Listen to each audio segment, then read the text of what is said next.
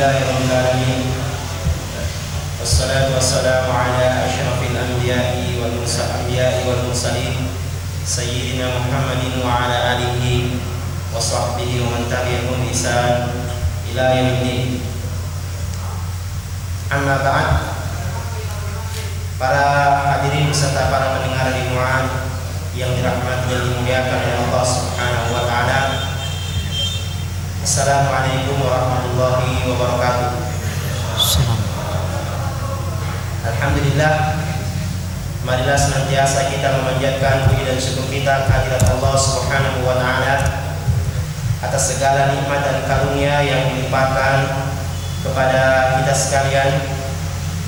Alhamdulillah, secara khusus pada kesempatan kita di malam hari ini kembali kita bisa berkumpul di tempat ini untuk melakukan sebuah amalan yang memiliki kemuliaan dan keutamaan di sisi Allah Subhanahu wa taala, yaitu bermajlis yang mana memiliki fadilah yang sebagaimana dijanjikan oleh Rasulullah sallallahu alaihi wasallam.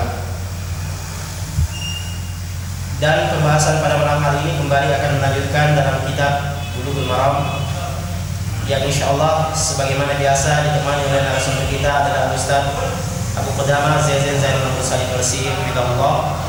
Dan tentunya sebagaimana biasa kita akan melanjutkan pada kajian dengan sesi tanya jawab setelah pembahasan. Bagi Anda yang berada di rumah, Anda bisa bergabung bersama dengan kami melalui layanan SMS di 0852 99 331 996. Baiklah, untuk selanjutnya marilah kita bersama-sama menyimak kajian kita, dan kepada Ustaz Fadil tafadhal masykurah. Bismillahirrahmanirrahim.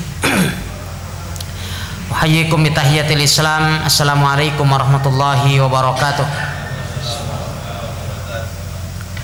Alhamdulillahilladzi khalaqal mauta wal hayata liyabluwakum ayyukum ahsanu amala. Wa ashhadu an la ilaha illallah wahdahu la syarikalah la razqa siwahu lil abid wa ilaihil marja wa alaihil hisab wa ma rabbuka bidhallamin lil abid. Wa ashhadu anna Muhammadan abduhu wa rasuluh al-basyirun nadhir was sirajil munir sallallahu alaihi wa ala alihi wa ashabihi ulil himmamil aliyah wal azami wal azaimi sadiqati wat tashmir. Amma ba'd. Para hadirin dan para pendengar yang dimuliakan oleh Allah Subhanahu wa taala, kita bersyukur kepada Allah Subhanahu wa taala pada malam hari ini dapat kembali melanjutkan kajian dari kitab Bulughul Maram, salah satu karya terbesar Al-Imam An-Nawawi Al-Imam Ibnu Hajar Al-Asqalani rahimahullahu taala. Dan di pertemuan yang lalu serta beberapa pertemuan sebelumnya kita telah membahas secara panjang lebar tentang bab sifatus shalah. Dan pada kesempatan yang berbahagia ini biidznillah ta'ala kita akan memasuki bab baru, yaitu bab sifatus sholati tatawwu', pembahasan seputar masalah sholat-sholat sunnah, di mana kita ketahui bahwa di antara rahmat Allah Subhanahu wa taala kepada kita sekalian, Allah Subhanahu wa taala telah menyediakan kepada kita berbagai macam pintu kebaikan. Dan di antara pintu kebaikan yang Allah Subhanahu wa taala berikan kepada kita, Allah Subhanahu wa taala telah menyediakan amalan-amalan sunnah bagi kita dari jenis amalan-amalan wajib yang telah Allah Subhanahu wa taala perintahkan kepada kita. Sebagaimana di sana ada sholat-sholat wajib, di sana juga ada sholat-sholat sunnah. Di sana ada zakat yang wajib, di sana juga ada sedekah yang sunnah. Di sana ada saum wajib, di sana juga ada saum sunnah. Di sana ada haji yang wajib, di sana juga ada haji yang sunnah. Demikian Allah Subhanahu wa taala sediakan pintu-pintu kebaikan ini kepada kita atau bagi kita sekalian, agar kita dapat melengkapi dan menyempurnakan setiap amalan wajib yang kita lakukan dengan ketidaksempurnaan. Andaikan Allah Subhanahu wa taala dan Rasulnya tidak mensyariatkan kepada kita amalan-amalan sunnah ini, maka tentulah kita beribadah kepada Allah Subhanahu wa taala dengan amalan-amalan ini tidak bernilai pahala di sisi Allah, bahkan dinilai sebuah kebid'ahan dan pelakunya akan mendapatkan dosa di sisi Allah Subhanahu wa taala. Namun tatkala kemudian Allah Subhanahu wa taala dan Rasulnya membuka ruang bagi kita sekalian untuk menyempurnakan amal ibadah wajib kita, yaitu dengan melaksanakan amalan-amalan sunnah, maka dapat kita ketahui bahwa ini adalah merupakan salah satu nikmat dari Allah Subhanahu wa taala kepada kita yang patut kita syukuri. Oleh sebab itu, kita akan bahas beberapa hadis pada malam hari ini berkenaan dengan bab yang disebutkan oleh Al-Hafidz Ibnu Hajar rahimahullahu taala dalam kitab yang mulia ini. Tapi kita ambil hadis yang pertama. Qala al-mu'allif rahimahullahu taala bab salat at-tatawwu. An Rabi'ah ibn Ka'ab al-Aslami radhiyallahu anhu qala qala lin nabiy sallallahu alaihi wasallam sal fa qultu as'aluka murafaqataka fil jannah faqala aw ghayra dhalik faqultu huwa dhaka qala fa'inni ala nafsika bikathratis sujud rawahu Muslim. Qala al-muallif rahimahullahu taala babu salati tatawwu, bab salat tatawwu atau salat sunnah. Hadirin dan pendengar yang dimuliakan oleh Allah Subhanahu wa taala, salat tatawwu artinya salat-salat yang hukumnya tidak dikategorikan sebagai salat yang wajib. Dan salat-salat yang wajib adalah yang pertama, salat apa saja yang wajib? Salat 5 waktu. Ya, dari mulai salat subuh, zuhur, asar, maghrib dan isya. Ini kita katakan salat wajib. Ada lagi salat wajib selain salat 5 waktu ini? Naam, salat Jumat. Salat Jumat sebagai pengganti dari salat zuhur. Dan salat zuhur apabila kita ketinggalan salat Jumat, atau apabila kita mendapatkan uzur sehingga tidak dapat melaksanakan salat Jumat pada hari Jumat, ini juga hukumnya adalah wajib. Adapun salat witir, maka dia tidaklah wajib, walaupun di sana ada khilaf di kalangan para ulama, di mana Al-Imam Abu Hanifah rahimahullahu taala memandang bahwa salat witir hukumnya juga adalah wajib. Tetapi yang rajih, pendapat yang kuat, bahwasannya salat witir itu adalah tidak termasuk ke dalam kategori salat wajib. Ya. Demikian juga dengan salat Id. Salat Id, salat Idain juga hukumnya adalah wajib menurut pendapat yang kuat di antara pendapat para ulama rahimahumullahu taala. Tetapi kewajiban salat Idul Fitri dan Idul Adha tentu tidak sewajib kita melaksanakan salat 5 waktu. Salat kusuf atau salat khusuf, salat gerhana, apa hukumnya? Ini juga adalah merupakan yang diperselisihkan oleh para ulama rahimahumullahu taala, antara sebagian ulama yang mengatakan hukumnya adalah wajib dan mereka yang mengatakan hukumnya adalah sunnah.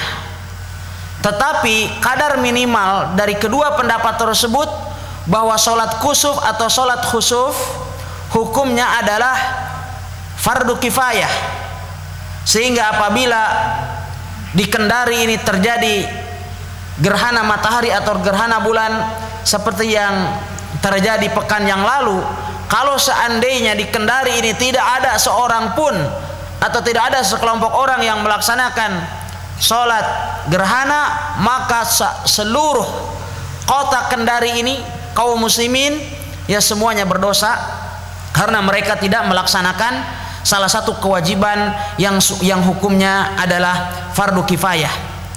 Ikhwatal iman yang dimuliakan oleh Allah Subhanahu wa taala, di dalam hadis yang pertama ini Al-Hafidz Ibnu Hajar rahimahullahu taala menyebutkan sebuah hadis yang diriwayatkan dari Rabi'ah ibn Malik ibn Ka'ab al-Aslami radhiyallahu taala anhu, yang diriwayatkan oleh Imam Muslim. Ini adalah merupakan salah satu hadis yang sangat agung, yang menunjukkan betapa tingginya himmah dan obsesi para sahabat radhiyallahu taala anhum, yang melebihi obsesi orang-orang yang mencari kehidupan dunia, yang disibukkan dengan keduniaan mereka. Para sahabat radhiyallahu taala anhum, mereka obsesinya adalah obsesi akhirat. Himmahnya untuk mencapai kehidupan akhirat sangatlah tinggi. Sehingga suatu ketika Rabi'ah ibn Ka'ab al-Aslami radhiyallahu taala anhu ini, beliau memberikan pelayanan kepada Rasulullah sallallahu alaihi wasallam. Memberikan pelayanan kepada Rasulullah sallallahu alaihi wasallam. Setelah beliau melayani Rasul sallallahu alaihi wasallam, maka Rasul sallallahu alaihi wasallam ingin memberikan imbalan, ingin memberikan mukafaah, ya, balasan bagi Rabi'ah, karena di antara petunjuk Rasul sallallahu alaihi wasallam bahwa apabila ada orang lain berbuat baik kepada kita, maka kita harus membalas kebaikannya tersebut dengan sesuatu yang kita pandang bernilai bagi orang itu, sehingga kita bisa berbalas budi dengannya.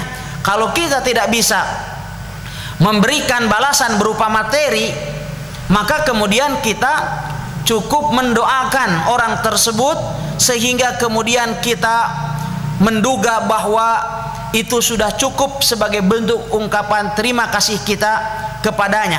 Karena Rasul sallallahu alaihi wasallam beliau telah bersabda di dalam sebuah hadis yang diriwayatkan oleh Al-Imam Abu Dawud di dalam sunannya, la yashkurillah man lam yashkurin nas, atau lam yashkurillah man lam yashkurin nas.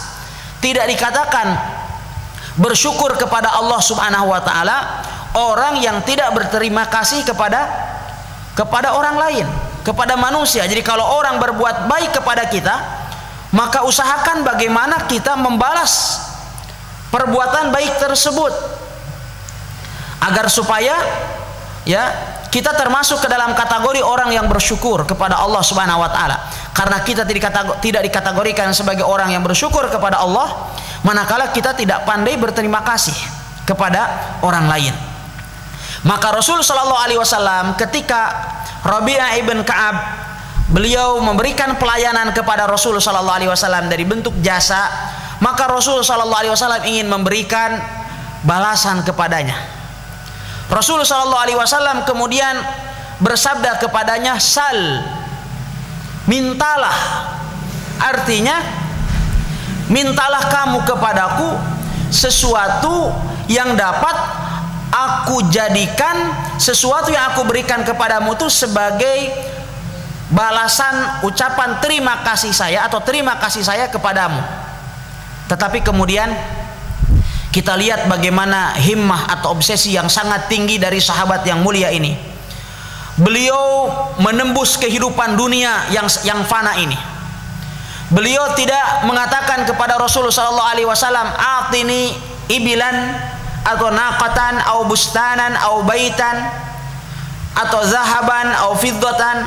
Beliau tidak mengatakan, berikan aku seekor unta atau seekor kuda atau keledai atau kendaraan yang megah saat itu, yang mewah saat itu, atau rumah, atau beliau juga tidak mengatakan berikan saya kebun. Ya, ini mungkin kalau pertanyaan ini diajukan atau kesempatan ini diberikan kepada kita, pasti kita mengatakan, saya minta mobil saja. Jawabannya mungkin kita akan minta kendaraan, atau minta rumah, atau minta kebun, atau minta istri. Tetapi Rabi'ah ibn Ka'ab al-Aslami radhiyallahu ta'ala anhu ini melupakan itu semua.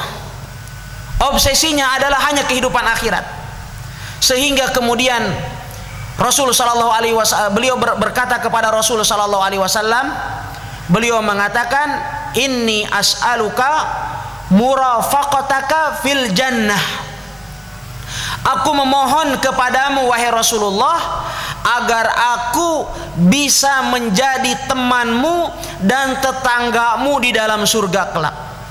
Kita berdoa kepada Allah Subhanahu wa taala, ya semoga kita sekalian menjadi tetangga-tetangga Rasul sallallahu alaihi wasallam, menjadi teman-teman Rasul sallallahu alaihi wasallam yang senantiasa berada di sisi beliau di dalam surga Firdaus kelak. Ikhwatal iman yang dimuliakan oleh Allah Subhanahu wa taala. Ya, Rasul sallallahu alaihi wasallam beliau sangat terkagum dengan apa yang dikatakan oleh Rabi'ah. Sehingga Rasul sallallahu alaihi wasallam ingin menguji keseriusan sahabat yang mulia ini. Sehingga kemudian Rasulullah sallallahu alaihi wasallam beliau bersabda, "Awa ghaira dzalik?" Apakah kamu tidak meminta yang lainnya? Kamu minta saja dari perhiasan kehidupan dunia ini. Saat itu pun kemudian Rabi'ah, ya, beliau menampakkan kembali keseriusan permintaannya itu. Ketika Rasulullah bersabda, "Awa ghairu dzalik?" Beliau mengatakan, "Qultu," aku katakan kepada beliau, "huwa dzak." Katanya, "Tidak. Itu saja." Ya, itu saja yang aku minta. Aku tidak meminta yang lain. Aku tidak meminta yang lain kecuali aku berharap aku menjadi temanmu di dalam surga kelak.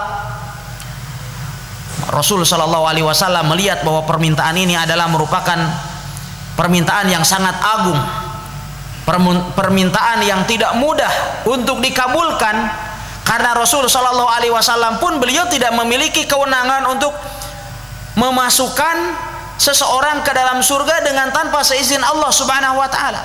Rasul SAW bisa memberikan syafaat, Rasul SAW bisa mendoakan orang, tetapi tetap al-amru lillah. Segala urusan adalah milik Allah Subhanahu wa taala.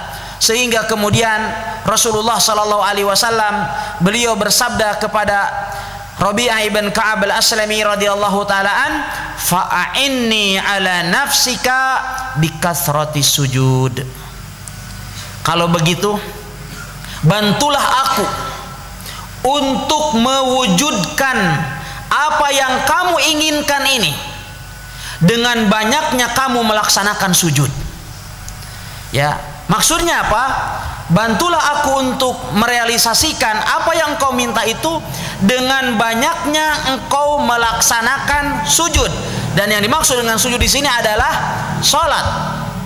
Dan yang dimaksud dengan sholat di sini tentunya adalah sholat sunnah setelah sholat wajib dipastikan masuk ke dalamnya.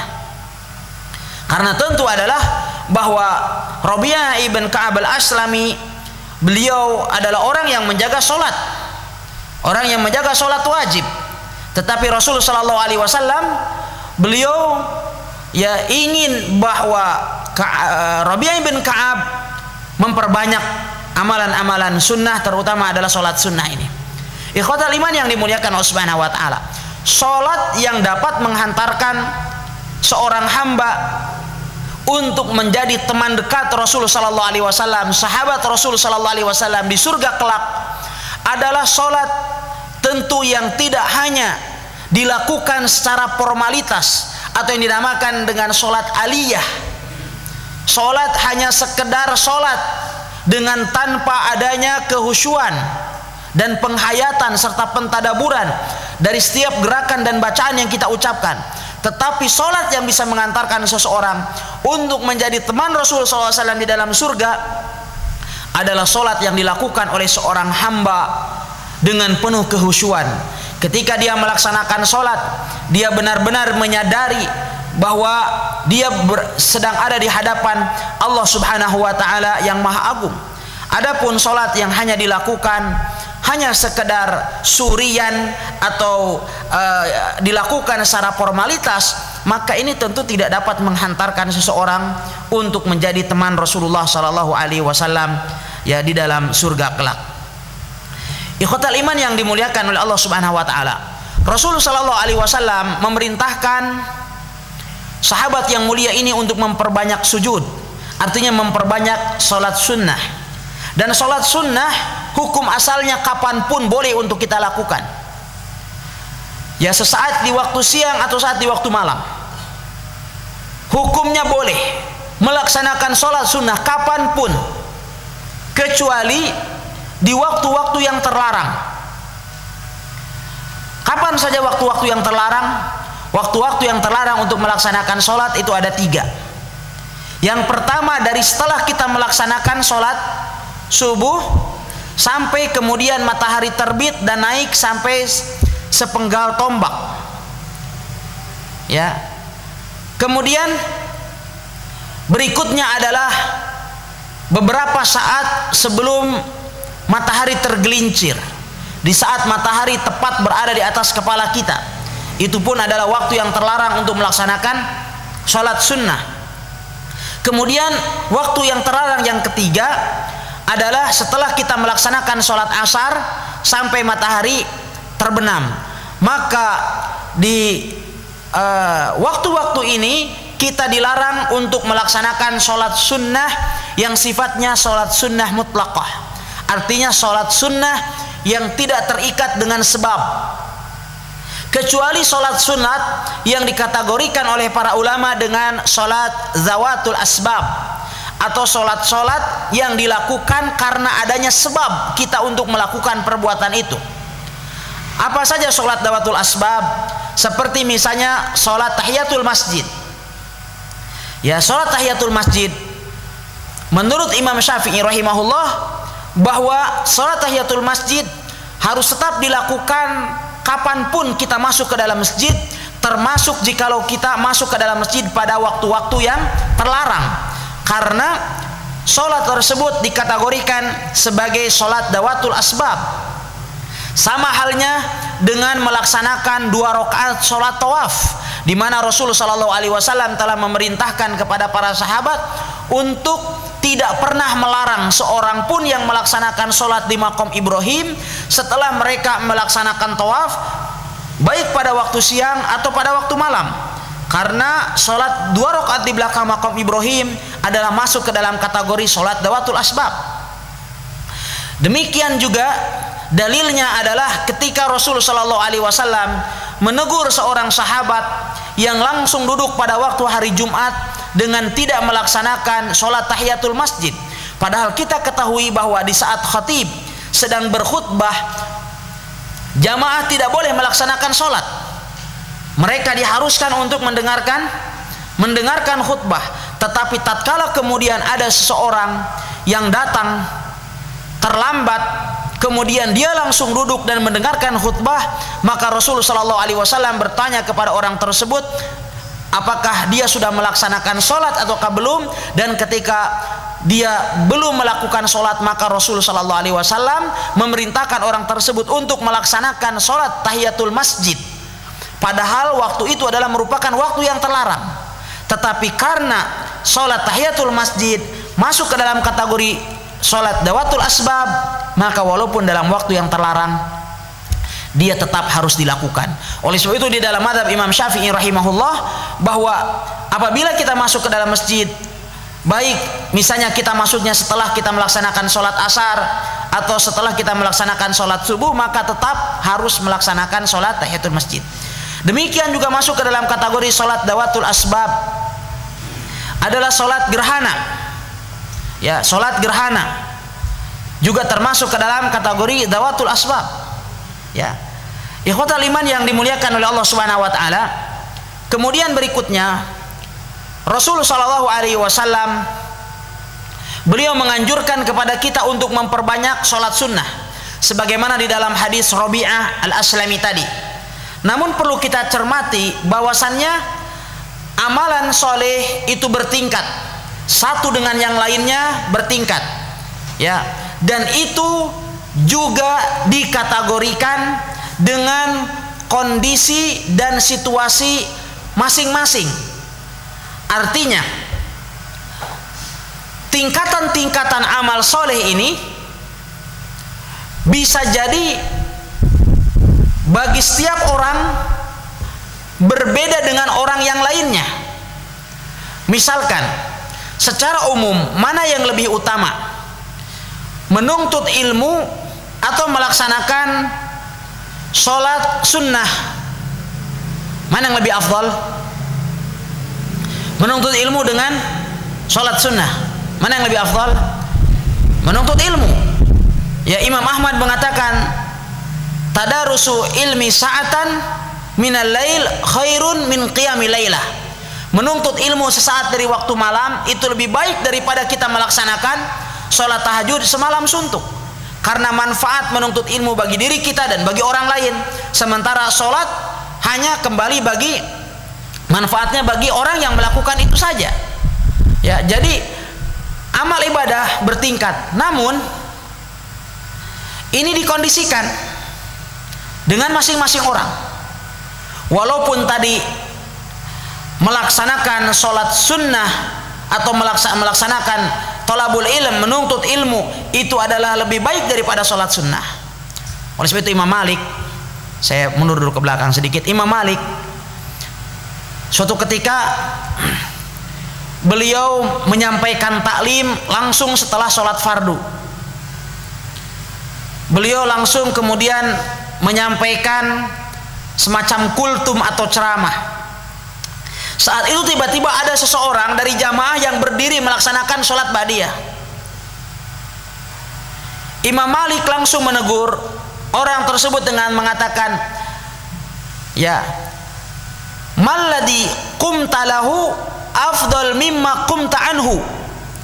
Amalan yang kamu berdiri untuknya tidak lebih baik daripada amalan yang kamu berdiri darinya. Ya, amalan yang kamu berdiri untuknya, maksudnya apa? Melaksanakan sholat sunnah, tidaklah lebih baik daripada amalan yang kamu berdiri darinya. Yani tidak lebih baik daripada menuntut ilmu yang dia tinggalkan itu. Ya. Tetapi walau demikian, dia sangat kondisional dengan masing-masing individu muslim. Sebagian orang ada yang dibukakan oleh Allah Subhanahu wa taala bagi dirinya pintu menuntut ilmu, sehingga dia tidak merasa nyaman dirinya kecuali kalau dia datang menuntut ilmu. Maka bagi orang yang seperti itu, mana yang lebih afdal kita katakan? Dia memperbanyak sholat atau memperbanyak menuntut ilmu? Memperbanyak menuntut ilmu. Tapi ada sebagian orang dia balid, dia tidak bisa faham, susah sekali untuk faham. Ya, dia menuntut ilmu hanya sekedar untuk hadir turut mendapatkan keutamaan majelis, tetapi dia tidak faham apa yang diterangkan, IQ-nya rendah. Maka bagi orang yang seperti itu, mana yang lebih baik?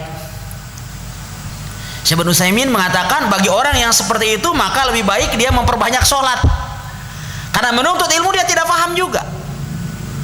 Ya, bagi sebagian orang dia tidak merasa tentram hidupnya kecuali manakala dia misalnya berdakwah, beramar ma'ruf nahi munkar.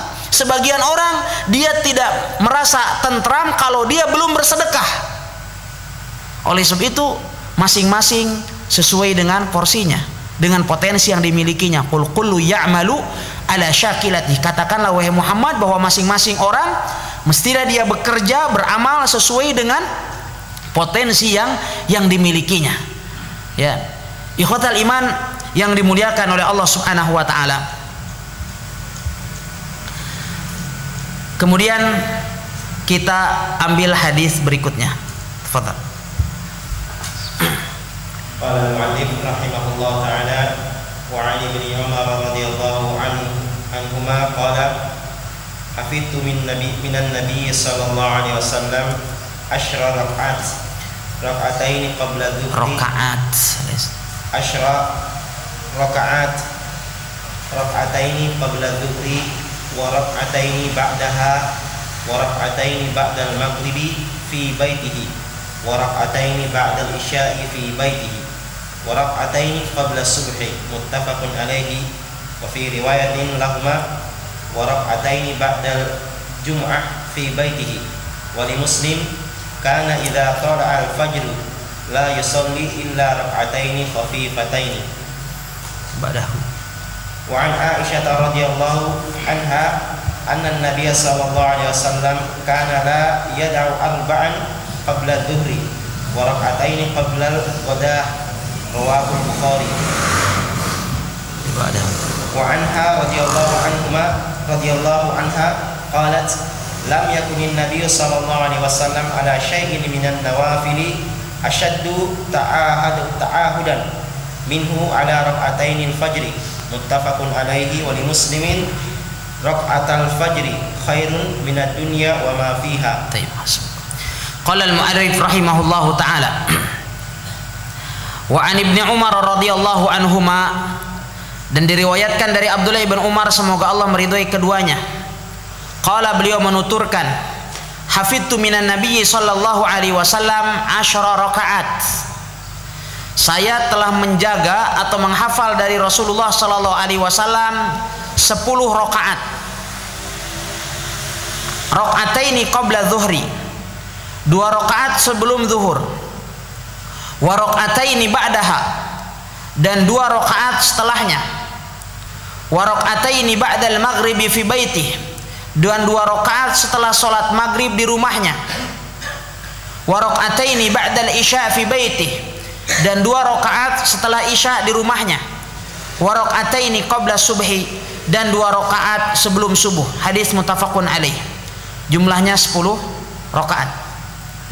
Wa fi riwayatin lahuma, dan diriwayatkan dalam riwayat yang lain dalam Sahih Bukhari dan Sahih Muslim, wa raka'ataini ba'dal jumu'ati fi baitihi, dan 2 rakaat setelah salat Jumat di rumahnya.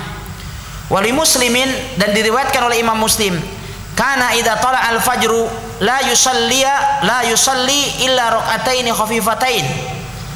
Apabila Rasulullah sallallahu alaihi wasallam atau apabila fajar telah terbit, beliau tidak melaksanakan salat kecuali 2 rakaat yang ringan.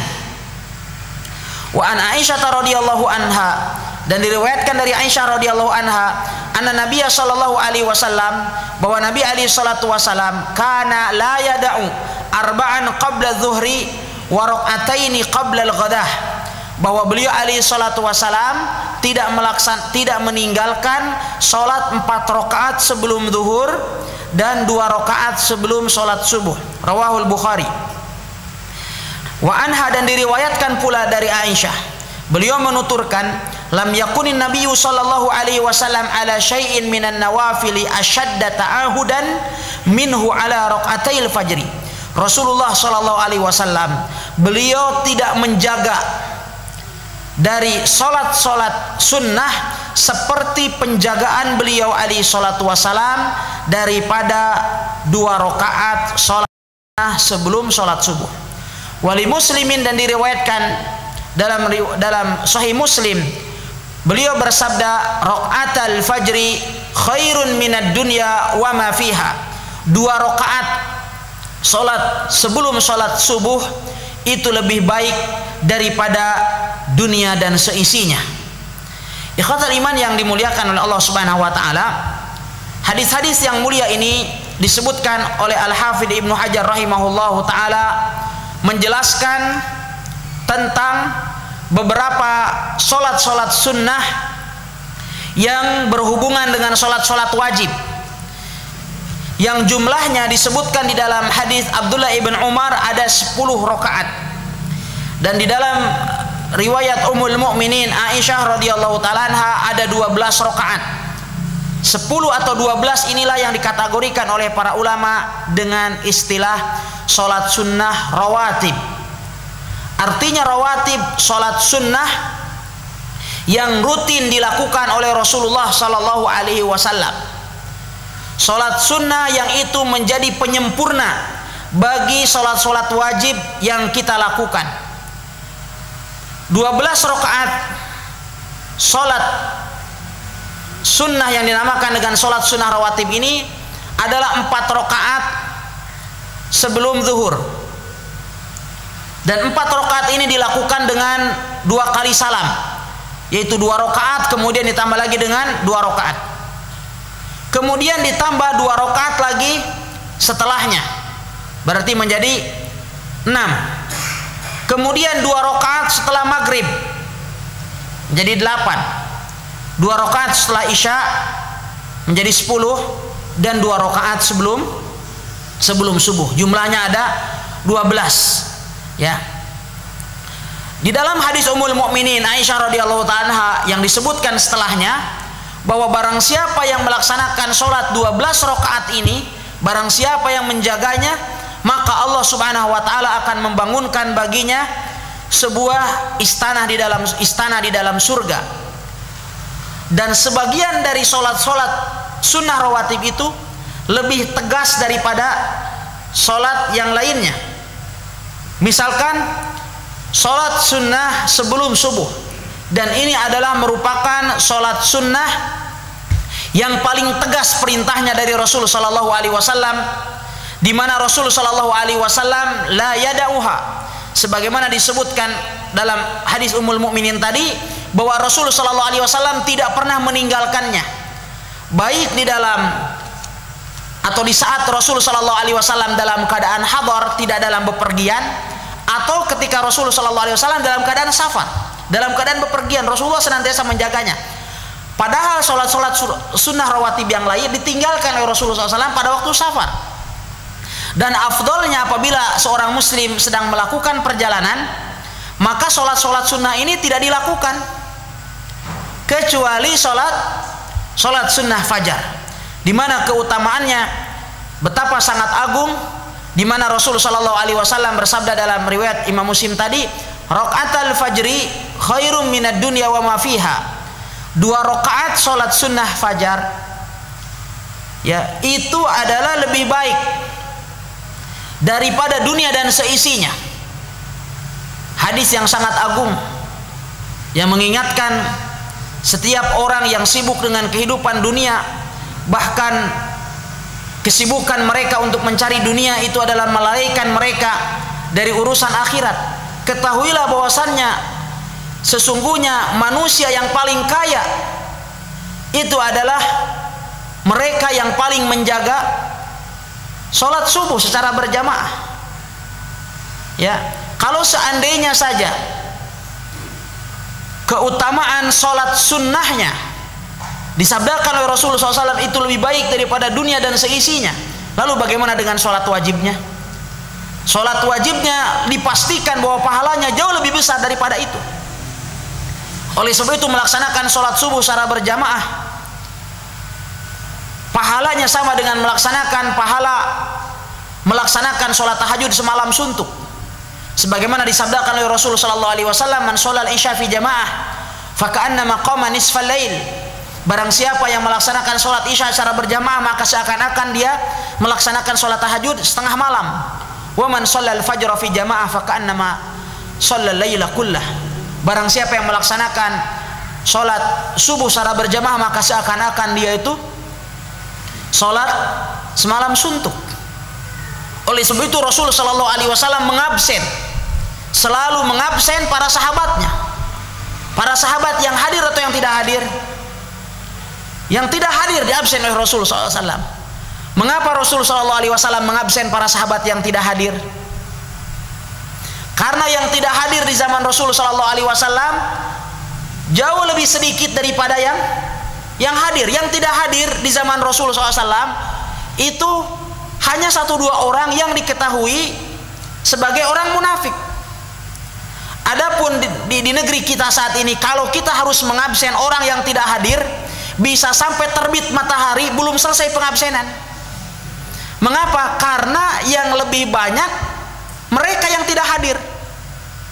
Rasulullah SAW bersabda, asyahidaha fulan, apakah si fulan, disebutkan namanya oleh Rasul, apakah si fulan hadir sekarang? Para sahabat mengatakan tidak wahai Rasulullah. Setelah itu Rasulullah bertanya lagi keesokan harinya, apakah si fulan hadir? Para sahabat mengatakan lagi tidak wahai Rasulullah. Rasulullah SAW kemudian beliau bersabda, asqalus shalah alal munafiqin salatil al-fajr.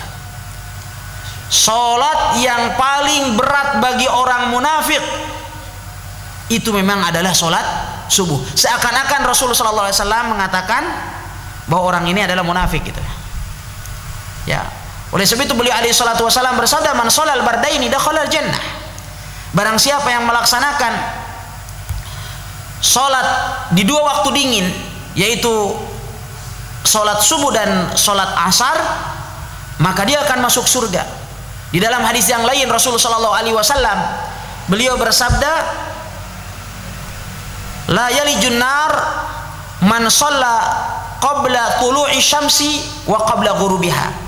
Tidak akan masuk ke dalam neraka orang yang melaksanakan sholat sebelum matahari terbit dan orang yang melaksanakan sholat sebelum matahari terbenam. Maksudnya adalah sholat subuh dengan sholat asar. Oleh sebab itu Rasul SAW sangat marah kepada orang-orang kafir Quraisy dan sekutunya. Tatkala perang Khandaq, Rasul SAW saat itu tidak sempat melaksanakan sholat asar karena disibukkan untuk melakukan ribat, penjagaan bagi Madinah yang saat itu memang adalah belum disyariatkan adanya sholat khauf, sehingga Rasulullah SAW tidak melaksanakan sholat asar kecuali sudah masuk waktu isya. Rasulullah SAW sangat marah dan beliau alaihi salatu wasallam kemudian mengatakan, mala Allahu quburahum nara laqad ashghaluna min an salatil wusta. Semoga Allah memenuhi kuburan-kuburan mereka dengan api karena mereka telah menyibukkan kita dari pelaksanaan sholat asar.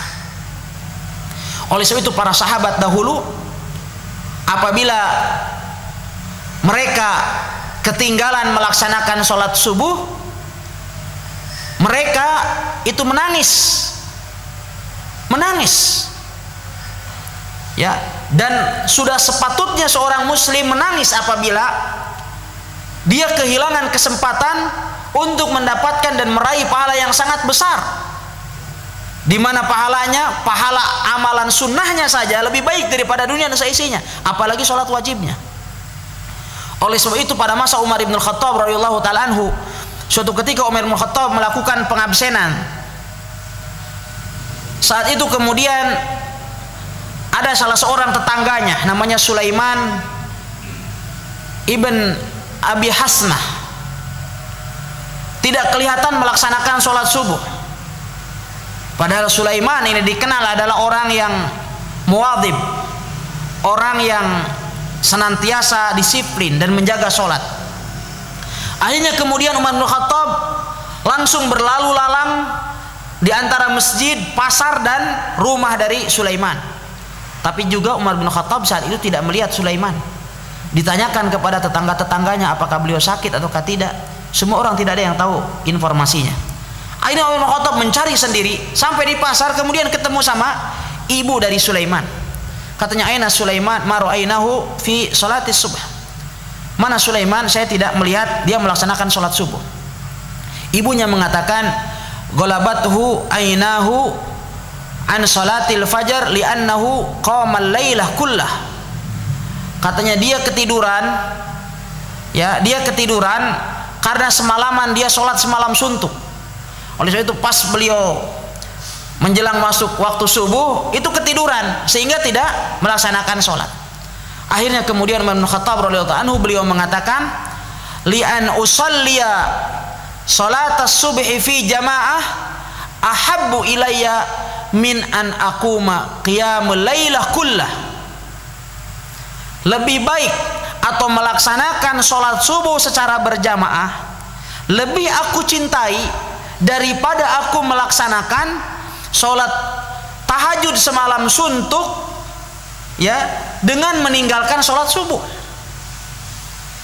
Semoga Allah Subhanahu wa taala merahmati Umar bin Khattab radhiyallahu taala anhu yang telah berusaha untuk menjaga sholat subuh bagi dirinya dan bagi rakyatnya, dan semoga Allah Subhanahu wa taala merahmati Sulaiman ibn Abi Khathmah yang ketinggalan melaksanakan sholat subuh karena dia tahajud semalam suntuk.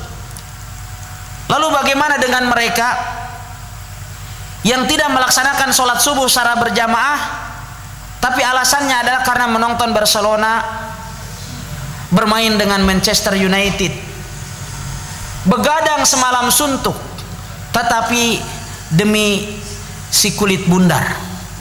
Ya, ikhwatal iman yang dimuliakan oleh Allah Subhanahu wa taala. Ya, di dalam hadis ini, di dalam hadis yang disebutkan oleh Al-Hafidz Ibnu Hajar ini,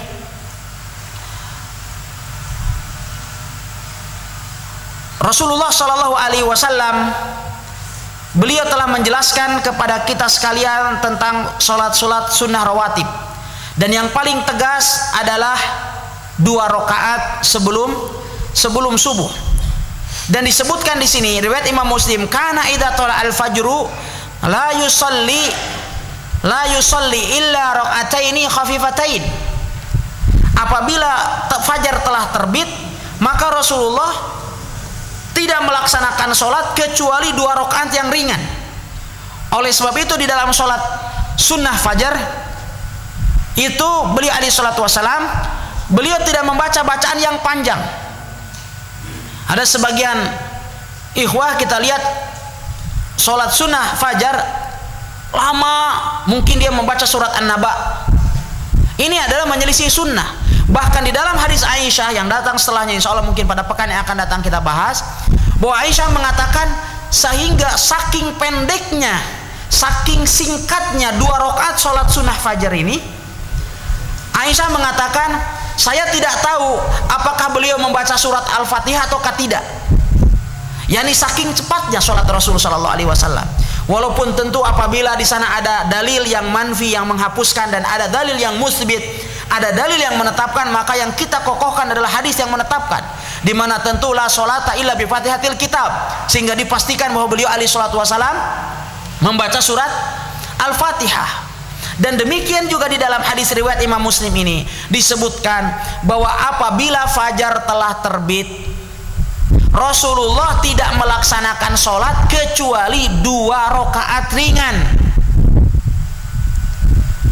Sebagian dari kaum muslimin antara azan subuh dengan iqamat dikumandangkan, sebagian mereka ada yang melaksanakan sholat lebih dari 2 rakaat, dan ini adalah menyelisih sunnah.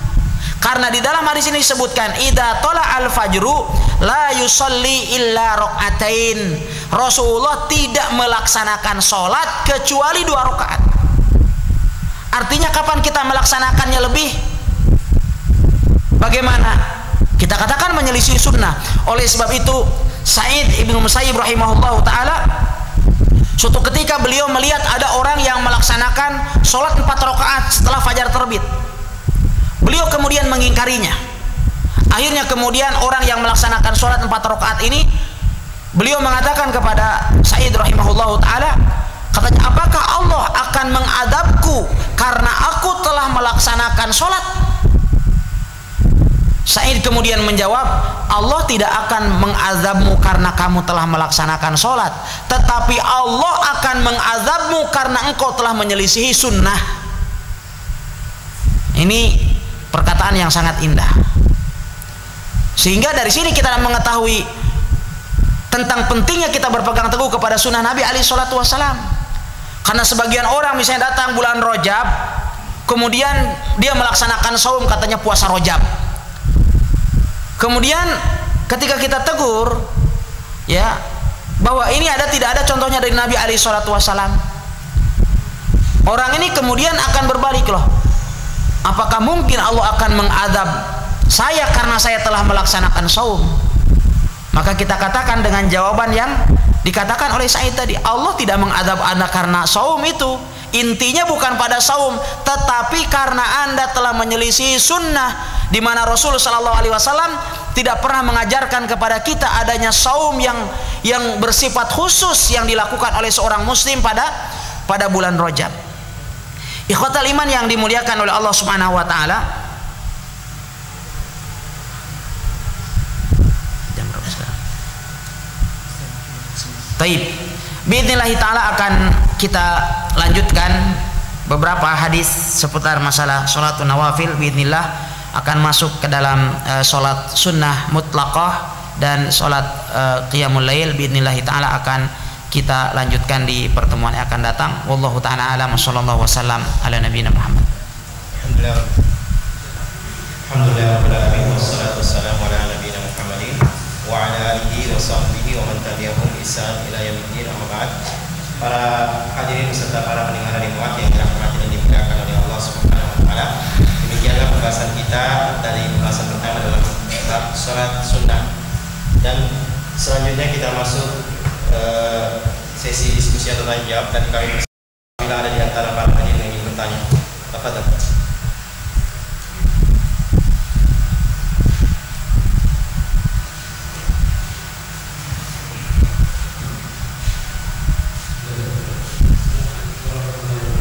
Assalamualaikum warahmatullahi wabarakatuh.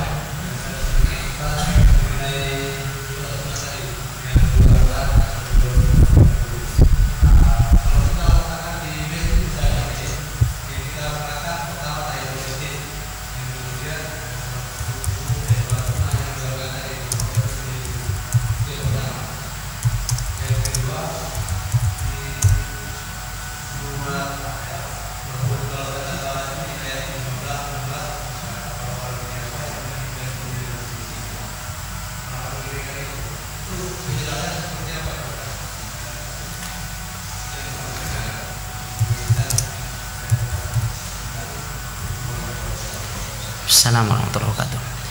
Alhamdulillah wassalatu wassalam ala Rasulillah wa ala alihi wa sahbihi wa mawala. Amma ba'd, yang pertama adalah berkenaan dengan sholat tahiyatul masjid dan sholat sunnah fajar. Apabila kita datang ke masjid setelah adzan subuh dikumandangkan, apakah kita sholat tahiyatul masjid terlebih dahulu, baru kemudian setelah itu sholat sunnah fajar, atau sholat sunnah fajar dulu, atau sholat tahiyatul masjid, ataukah cukup kita melaksanakan sholat tahiyatul masjid kemudian sholat sunnah fajar gugur, atau sebaliknya? Kita lihat bahwa maksud daripada sholat tahiyatul masjid itu adalah kita tidak duduk di masjid kecuali setelah melaksanakan sholat. Sholat apapun yang kita lakukan, maka kewajiban untuk melaksanakan sholat tahiyatul masjid gugur dengan sendirinya. Oleh sebab itu, apabila Anda datang ke masjid kemudian iqamah telah dikumandangkan, maka kemudian Anda sholat bersama dengan imam, apakah setelah Anda melaksanakan sholat bersama dengan imam, melaksanakan sholat wajib, apakah Anda harus melaksanakan sholat tahiyatul masjid? Jawabannya tidak perlu. Maka demikian juga apabila Anda datang ke masjid setelah adzan subuh dikumandangkan, maka Anda hanya melaksanakan sholat sunnah fajar 2 rakaat, dan tidak perlu lagi melaksanakan sholat tahiyatul masjid, karena kewajiban melaksanakan sholat tahiyatul masjid telah gugur dengan sendirinya, karena kita tidaklah duduk di masjid kecuali setelah melaksanakan sholat, ya, sehingga cukup hanya 2 rakaat saja. Kemudian yang kedua, berkenaan dengan firman Allah Subhanahu wa taala, man kana yuridul ajilata ajjalna lahu fiha ma nasha'u liman nurid thumma ja'alna lahu jahannama yaslaha madhmuma madhura. Ini disebutkan oleh Allah Subhanahu wa taala di dalam surat Al-Isra ayat yang ke-18. Allah Subhanahu wa taala berfirman, "Man kana yuridul ajilata ajjalna lahu fiha ma nasha." Barang siapa yang menginginkan kehidupan ajilah, kehidupan dunia yang instan, ya, ajjalna lahu fiha ma nasha, maka akan kami percepat apa yang dia inginkan itu. Manasya, apa yang kami kehendaki. Tetapi ingat, liman nurid, bagi siapa yang Allah kehendaki. Oleh sebab itu ada kita dapatkan orang yang hidupnya membanting tulang, akhirnya hidup bersusah payah, amilatun nasibah tasla narun hamiyah. Ada orang yang hidupnya 100% untuk kehidupan dunia, tapi juga dunia juga nggak kedapatan sama dia. Sudah capek-capek di dunia tidak dapat apa-apa, di akhirat apalagi. Oleh sebab itu ayatnya harus kita lengkapi. Man kana yuridul ajilata ajjalna lahu fiha ma nasha, atau ajjalna lahu fiha, jangan sampai berhenti di situ. Harus kita lanjutkan, ma nasya'u liman nurid, bagi siapa yang dikehendaki oleh Allah. Oleh sebab itu kita dapatkan juga orang kafir miskin. Sudah miskin kafir lagi, ya. Ikhwatal iman yang dimuliakan Allah Subhanahu wa taala, sehingga dari sini kita jelas bahwa tidak semua orang juga yang mencari dunia, ya, akan dia dapatkan. Dan karena yang namanya rizki telah ditetapkan oleh Allah Subhanahu wa taala. Antum banting tulang seperti apapun tidak akan pernah mendapatkan rizki lebih daripada apa yang telah Allah Subhanahu wa taala tetapkan. Oleh sebab itu tidak perlu kita gusar, tidak perlu kemudian kita cemas untuk mendapatkan sesuatu yang belum kita dapat. Oleh sebab itu Al-Hasanul Basri rahimahullah taala ketika ditanya oleh salah seorang muridnya, mengapa kok Anda ini enjoy saja, tenang saja hidupnya, tidak pernah galau? Kalau tidak salah tuh ada pertanyaan kemarin di radio pada waktu kajian subuh. Sekarang ini banyak yang menulis status di Facebook galau. Apakah menunjukkan karena lemahnya iman? Ya, salah satu indikasinya seperti itu. Selalu galau dalam kehidupan dunia ini. Ya, Hasanul Basri rahimahullah ketika ditanya, mengapa Anda tidak pernah kelihatan galau begitu? Beliau katakan, ngapain galau? Karena saya yakin rizki yang telah Allah Subhanahu wa taala tetapkan bagi saya tidak akan pernah lari sama orang. Dan saya pun tidak akan pernah meninggal kecuali setelah rizki yang Allah tetapkan itu Allah berikan lengkap kepada saya. Dan karena saya pun berkeyakinan bahwasannya rizki milik orang lain pun tidak akan pernah beralih kepada kita.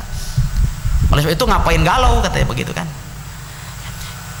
Ikhwatal iman yang dimuliakan Allah Subhanahu wa taala, sehingga seorang muslim dia hanya berusaha. Adapun rizki adalah merupakan karunia dari Allah Subhanahu wa taala.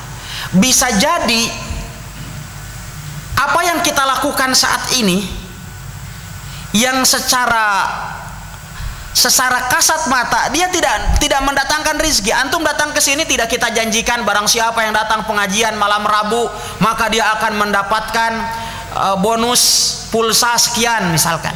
Tidak ada. Tapi bisa jadi sebenarnya rizki yang datang kepada kita itu sebabnya ada, salah satu sebab diantaranya adalah karena kita menghadiri majelis-majelis taklim seperti ini.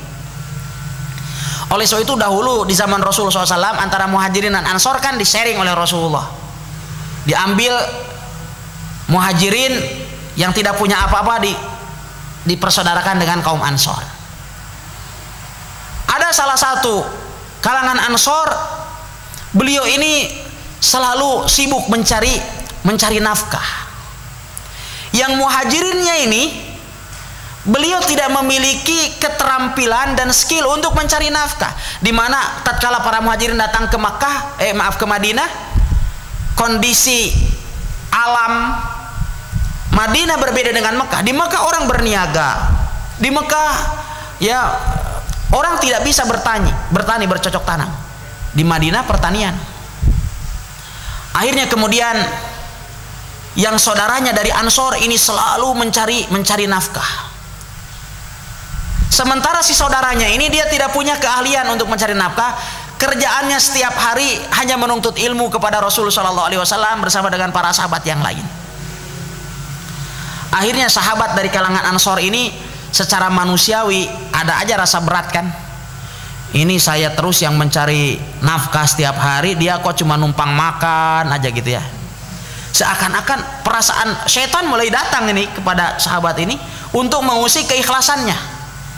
Akhirnya kemudian mengadu kepada Rasul Shallallahu Alaihi Wasallam, wahai Rasulullah, ini saudara saya ini dari kalangan muhajirin yang engkau persaudarakan saya dengannya, dia itu kayaknya tidak memberikan kontribusi untuk mencari nafkah dalam kehidupan keluarga kita. Dia hanya setiap hari kerjaannya hanya ikut kajian terus. Akhirnya kemudian apa yang disabdakan oleh Rasul Shallallahu Alaihi Wasallam? Beliau alaihi salatu wasallam, beliau bersabda, ihtasib, carilah pahala di sisi Allah Subhanahu wa taala, la'allaka turzaqu bihi. Beliau mengatakan, beliau bersabda, la'allaka turzaqu bihi, bisa jadi sesungguhnya rizki yang kamu peroleh itu sesungguhnya sebabnya itu adalah karena keberkahan kamu memberikan nafkah dan bantuan kepada sahabat yang satu ini. Bukan semata-mata hasil bisnismu kemudian berbarokah, engkau mendapatkan keuntungan. Bisa jadi sebabnya adalah karena kamu telah bersedekah kepada sahabat yang satu ini. Karena Rasul SAW bersabda, mana qasat malun min sadaqah, tidak akan harta berkurang karena sedekah. Sehingga kemudian ya disinilah tadi kita lihat bahwa Allah membukakan berbagai macam pintu kebaikan bagi kita. Maka barang siapa yang dibukakan pintu sedekah baginya, maka banyaklah bersedekah. Sebagian orang dibukakan oleh Allah Subhanahu wa taala pintu talabul ilm, maka talabul ilm lah. Sebagian orang ya dibukakan pintu dakwah, pintu amar ma'ruf nahi munkar, maka dia masuk dari pintu itu. Sehingga sebagian orang memang ya dia tidak merasa nyaman kecuali dia misalkan adalah memberikan sesuatu pada agama Allah Subhanahu wa taala. Dan ini adalah yang sangat saat ini adalah jarang kita dapatkan. Usaha untuk dapat memberikan sumbangsih ke dalam agama Allah Subhanahu wa taala. Banyak memang saat ini adalah orang yang kembali berusaha untuk meniti jalan istiqomah. Tetapi masih sangat sedikit bila dibandingkan dengan mereka yang berusaha memikirkan dan berjuang untuk membangun agama Allah Subhanahu wa taala. Bahkan bila dibandingkan aslan dengan sebagian musuh-musuh Allah Subhanahu wa taala. Saya membaca sebuah kisah di sebuah situs forum Ahlul Hadis di internet, Multaqa Ahlul Hadis namanya. Ada beberapa kisah tentang kisah-kisah dakwah, pengalaman-pengalaman di dalam dakwah di jalan Allah Subhanahu wa taala. Salah seorang dai dia bercerita, katanya saya pernah pergi ke Jerman untuk berdakwah. Tiba-tiba kemudian di apartemen tempat beliau tinggal itu diketuk oleh seorang wanita. Dia katakan, tolong buka pintunya. Akhirnya kemudian Syekh ini beliau katakan, enggak, di rumah saya tidak ada orang lain, hanya saya, dan saya adalah seorang muslim. Seorang muslim tidak boleh berkholwah menerima tamu perempuan ya kecuali ada keluarganya. Akhirnya enggak, katanya saya dari aktivis agama Yahudi. Katanya, berikan saya kesempatan untuk berbicara. Kemudian dia katakan, tidak, terima kasih. Akhirnya kemudian mengatakan, tolong, saya hanya mau, kalau begitu saya mau berikan saja kepada Anda sebuah buku atau sebuah selebaran. Kemudian Syekh ini mengatakan, enggak, saya tidak memerlukan itu, silahkan Anda pergi. Akhirnya kemudian dia tinggalkan, pintu itu tidak dibuka. Akhirnya kemudian dia masuk kembali, Syekh ini masuk kembali ke dalam kamarnya.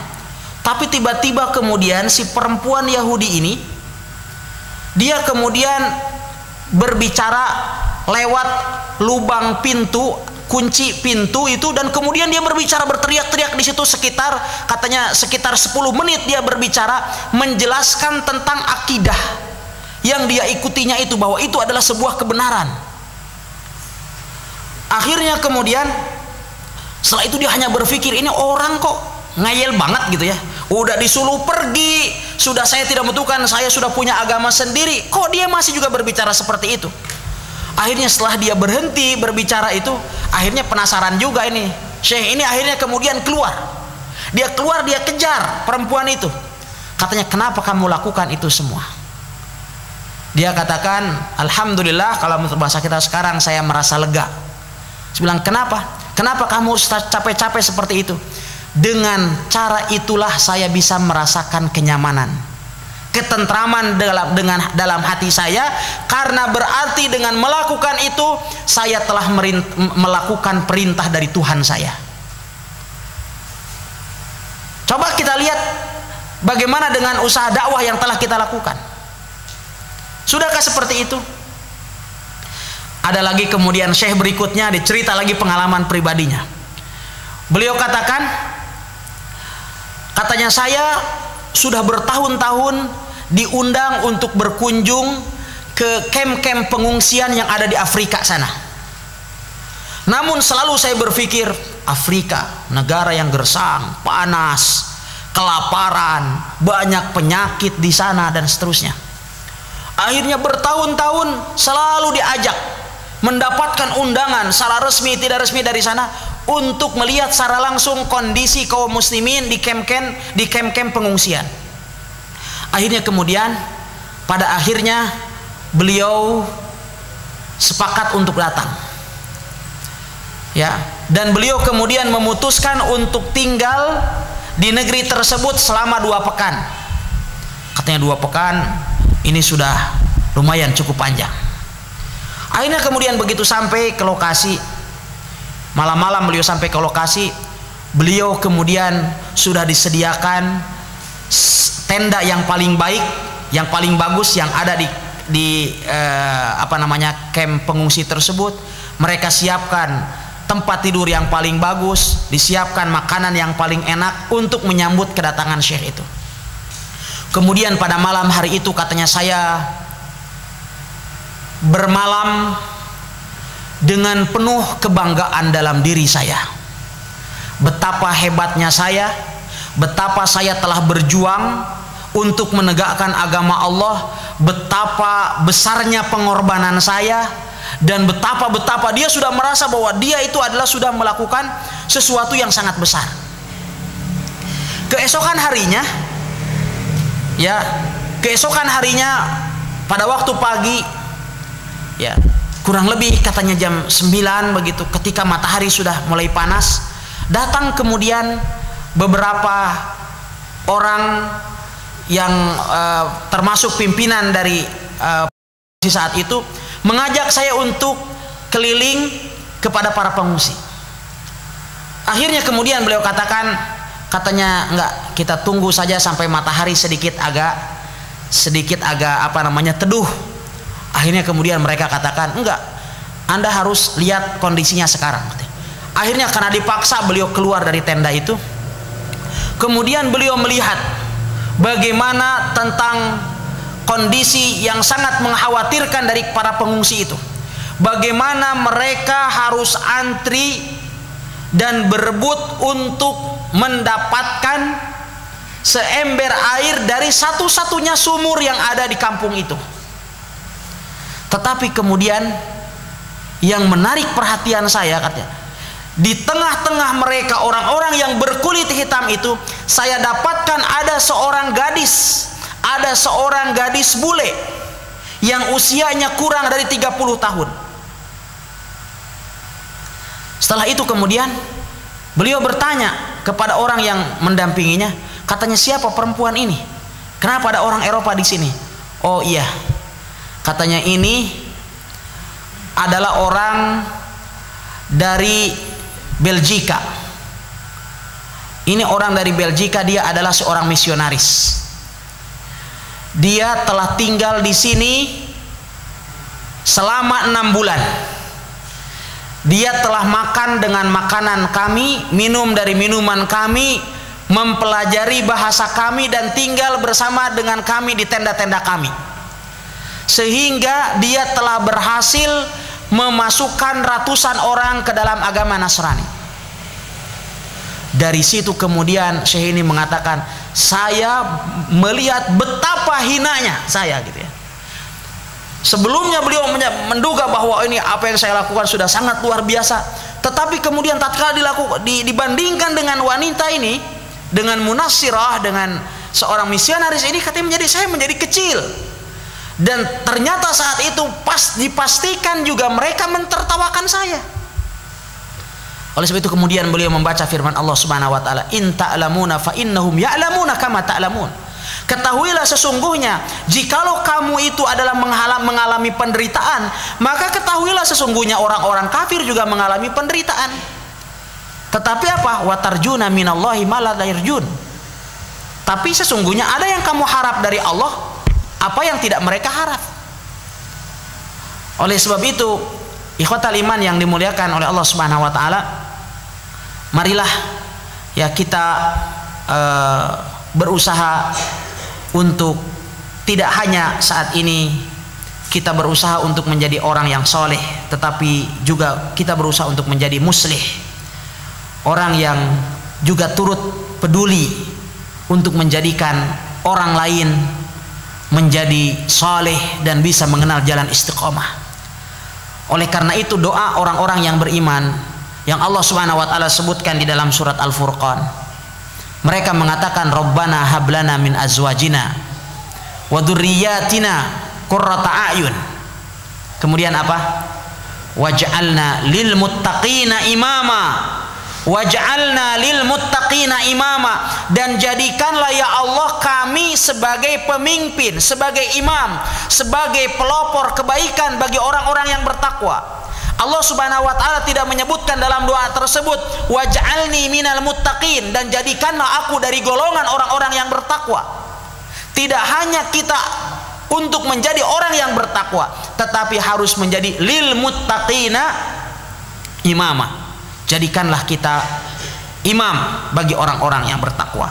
Demikian ikhwatal iman yang dimuliakan Allah Subhanahu wa taala. Barakallahu fikum wa sallallahu wasallam ala nabiyina Muhammad wa akhiru da'wana alhamdulillahirabbil alamin. Jazakumullah khairan warahmatullahi wabarakatuh atas jawaban dan faedah yang diberikan kepada kita sekalian, dan kami mohon maaf bagi para penanya yang lain mungkin karena waktu kita yang sangat terbatas. Untuk itu pada kesempatan kali ini kita cukupkan.